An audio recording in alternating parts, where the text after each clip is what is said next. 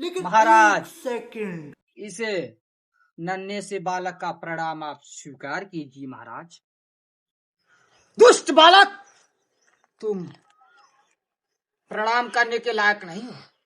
तुमने मेरे पुत्री को धोखा दिया है। तुम्हें इस अपराध का दंड अवश्य मिलेगा। महाराज, आप मुझे बताइए, हम आपके पुत्री के साथ कैसा उदंड व्यवहार किए? महाराज, मैं ऐसी कोई उदंडता नहीं कर सकता। आप मुझे अपनी पुत्री से किए हुए भूल में क्षमा का प्रार्थी हूँ, बट आप मुझे बताइए, हमने आपके पुत्री के साथ क्या अपराध किए है? महाराज बताइए। अपराध करके बोलता है कि नहीं पता। तूने मेरे पुत्री का दिल तोड़ा। हाँ महाराज, क्षमा कीजिए महाराज, बट मैं आपके पुत्री का अपने इस स्वच्छ हृदय से सती के दिल को प्रभाव नहीं कर रहा है। महाराज, आप बताइए, हमने ऐसा दुष्प्रयोग आपकी पुत्री के साथ नहीं किया है। महाराज क्षमा कीजिए। महाराज, क्या कहा बालक? तूने ही उसके दिल को तोड़ा है? मैंने सुना है तू आरसीबी का फैन है, वो सीएसके की फैन है। तुम भी उसका कहना है कि तुम भी सीएसके के फैन हो।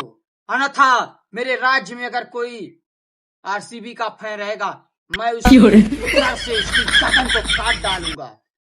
महाराज, आप क्षमा कीजिएगा, बट मैं आरसीबी का फैन हूँ, आरसीबी का ही फैन रहूंगा।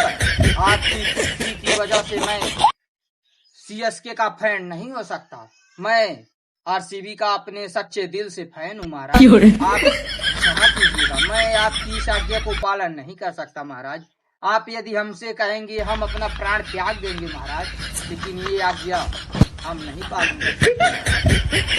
बालक, तुम मेरी आज्ञा को तोड़ रहे हो। तुम राजा की आज्ञा को तोड़ने के अपराध में तुम्हें राज से बाहर कर दिया जाएगा। बालक, महाराज, ये कहाँ का इंसाफ है? हम जो चाहे वो कर सकते हैं। आपका राज्य है, आप सही गलत का निर्णय कीजिए, और आप ऐसे आज्ञा नहीं दे सकते और ऐसी अनुचित न्याय नहीं कर सकते। महाराज क्षमा कीजिए, मैं इस राज्य को छोड़कर नहीं जा सकता। महाराज, तुम राजा को पाठ पढ़ाते हो? बालक, राजा की आज्ञा मानो, वरना तुम अपने मृत्यु को हो जाओ।